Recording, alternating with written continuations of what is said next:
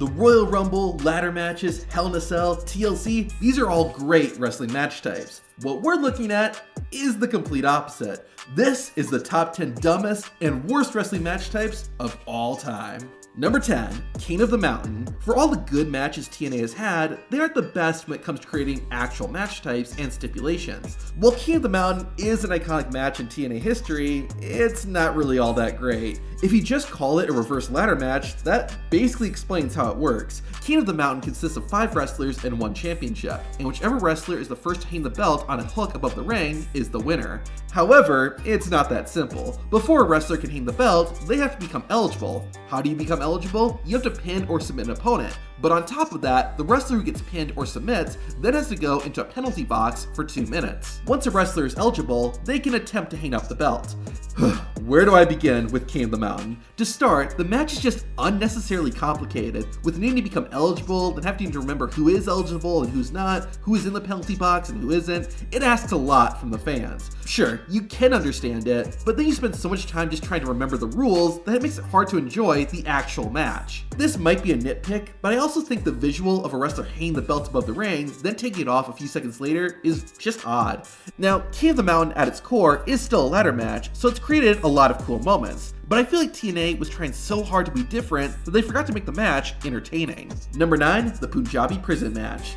It hurts me to include this match on the list because, I mean, just look at it. The Punjabi prison looks awesome. It's a cage inside of a cage. That's pretty sick. However, after you get past the visuals, the Punjabi prison match doesn't offer much. The rules of the match are pretty simple. The first wrestler to escape both cages wins. However, to make it interesting, the first cage has 4 doors. When a wrestler gives a signal, the referee opens the door. That door stays open for 60 seconds, and after that, it's closed forever. You can still climb the first cage, but going through the door is much easier. The second cage, though, has no doors, which means you have to climb over it in order to escape. It's basically a steel cage match, but on steroids. So, what's the problem? Well, first, having both cages makes it hard for the live audience to see, so the crowd doesn't react to much. Additionally, because the cage is made of bamboo instead of steel, when a wrestler hits it, it doesn't make much noise. On that topic, what are the best moments in a steel cage match or a Hell in a Cell? When wrestlers use the cage to create crazy, high-risk spots. None of that has ever happened in a Punjabi prison match. The only crazy bump I can think of is when Samir Singh went through the announcer's table, and he wasn't even in the dang match. Now, granted, this lack of OMG moments might have more to do with the wrestlers that participate in the match than the match itself, but therein lies another problem. Because it's the Punjabi prison match, someone from India or with Indian heritage has to compete in it, limiting the talent pool. But the biggest problem I have with the Punjabi prison match is that you really have to suspend your disbelief. There are so many times in these matches where the cage door is open and the opponent is down, but the wrestler still can't escape. Granted, ladder matches and even steel cage matches sometimes have this problem too, but at least with those matches, wrestlers are trying to climb up and are fighting gravity. In the Punjabi prison match, wrestlers can literally just crawl to escape the cage. The match is a cool idea and visual, but WWE should lock the Punjabi prison match away forever. Number 8, Kiss My Foot and Kiss My Ass. Not only are both these matches dumb, but what really earns them a spot on this list is just how disgusting they are. Most of the time, these are just regular matches, with the loser having to kiss their opponent's foot or backside as punishment. Now, I get the idea that having to kiss an undesirable body part is one of the most humiliating acts a person can do.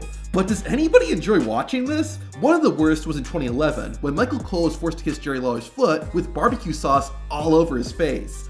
Ugh, with all these kiss my whatever matches, I feel like I'm watching someone's personal fetish, and considering who was in charge when all these happened, I wouldn't be surprised. Number 7, a stairs match. The fact that there's only ever been one stairs match in WWE is a telling sign. In 2014, WWE was trying to be cute and called TLC tables, ladders, chairs, and stairs. The titular stairs match was between Big Show and Eric Rowan, and just like it sounds, the only weapon they could use were steel stairs. Now, steel stairs usually make for a good little spot in any match, but basing an entire match around them, no sir. Tables and ladders break when a wrestler is slammed on them, and even chairs will bend. Steel stairs, on the other hand, do neither. Plus, there's not a ton you can do with stairs. I'll give Big Show and Rowan credit. They tried, but nothing they did got much of a reaction. The biggest problem overall is that steel steps just aren't that interesting of a weapon. It felt like WWE was just looking for something clever to market and didn't give much thought to whether or not a stairs match would actually be enjoyable to watch. Number 6, Any MMA matches. I know this is a little broad, but hear me out. Since the mid-90s, wrestling companies have been trying to incorporate mixed martial arts into their shows. This can be a good thing, like adding MMA fighters to their roster, but it can also be done very badly. Whether it be the Lion's Den matches during the Attitude Era, the Asylum match in WCW, or more recently, the MMA rules match at SummerSlam, when wrestling tries to mimic mixed martial arts, it usually never works out well. The fundamental problem is that they're trying to take real fights and make them scripted wrestling matches. More often than not, these matches look bad and are just not that interesting to watch. Heck, even when wrestlers have real fights, it's bad. This might be a personal thing, but when companies have MMA-themed matches, it feels kind of like it breaks kayfabe. Like all those other matches are fake, but this one is gonna be real. I don't really see the business logic in these MMA-themed matches either. The reason people watch wrestling is because it isn't mixed martial arts. It's wrestling.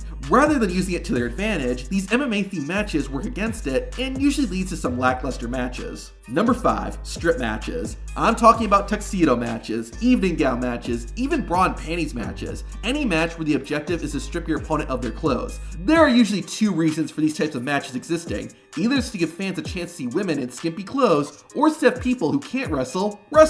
Even if you get past that, these matches had very little substance and were often just boring. More often than not, any strip your opponent of their clothes match just boiled down to 2 people rolling around and tugging at each other's garments. This wasn't wrestling, nor was it entertaining. Number 4, Electrified 6 Sides of Steel match. Wrestlers and wrestling fans have always been stereotyped as stupid. While I strongly disagree, the Electrified 6 Sides Steel match doesn't help fight that stigma. Every year, TNA hosted a pay-per-view called Lockdown that featured all steel cage matches. However, to mix it up, TNA would have different gimmicks. In 2007, one of those gimmicks was the Electrified 6 Sides of Steel. The premise was simple. It was a regular steel cage match, except that there were 10,000 volts running through the steel. This is already kind of inaccurate. The voltage can't hurt you. It's the current of electricity, or amps, that actually causes the damage. But of course, TNA didn't share that. Whatever though, volts sound cooler and more dangerous. Here's the other thing though. Let's say you push your opponent into the electric steel. You're getting shocked too. Human bodies are great conductors, and no one in this match is wearing gloves. Now, I can get past the lack of scientific logic, but the match itself just wasn't believable, especially when wrestlers didn't react when they touched the cage. The commentators tried to explain that there were different levels of electrical current around the cage, but nobody was buying that. Plus, even when the wrestlers did react to the steel cage, the timing of the sound effects was off.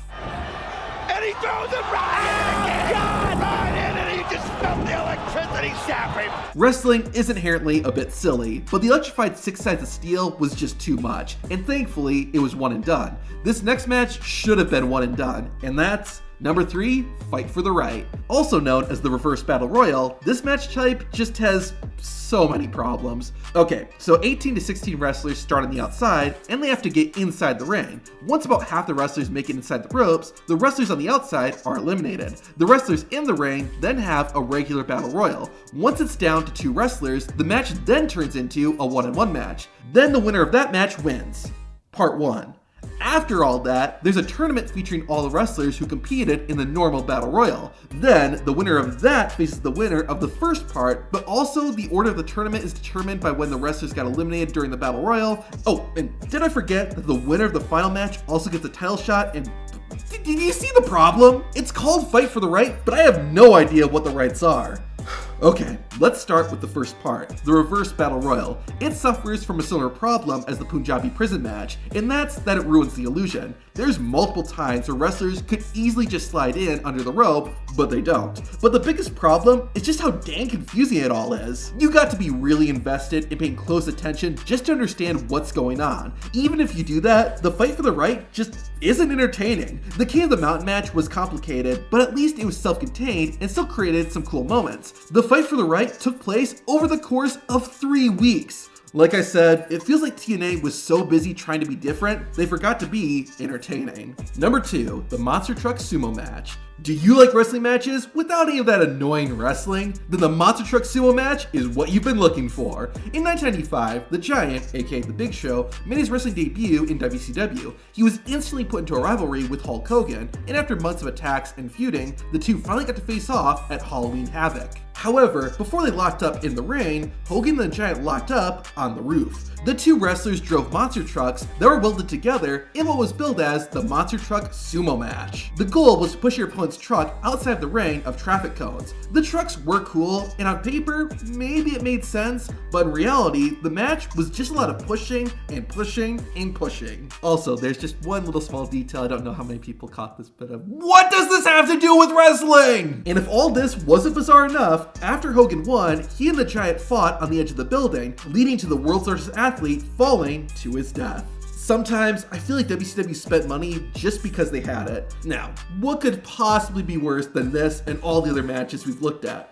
Well, feast your eyes on number 1, a spanking match. This match falls into the infamous on a pole match category. The stipulation of having an object on a pole is infamous by itself. With some exceptions, I agree, because there's been some dumb stuff hung on poles, like Viagra, a turkey, a piñata. Well, okay, that one actually makes sense. However, I single out the spanking match for one particular reason. Now, this isn't to be confused with a paddle on a pole match. Even though both are similar, the paddle on a pole match is one just like any other pole match. Grab the paddle and you're good to go. The spanking match, on the other hand, actually requires the participant to spank their opponent in order to win. And Tori wins it, and she's going to inflict even more punishment. Am I watching wrestling or a fetish movie? At least with the bra and panties matches, I get what they were going for. But a spanking match is just dumb. What are the rules anyway? Do you have to use the paddle? Does a slap work? How much contact do you have to make with the cheeks in order for it to count as a spanking? Also, why are these the questions I'm asking when I'm watching a wrestling show? Now, while this match is crazy, it wasn't nearly as bizarre as seeing a wrestling match on a moving truck. To watch that, hit the video on screen.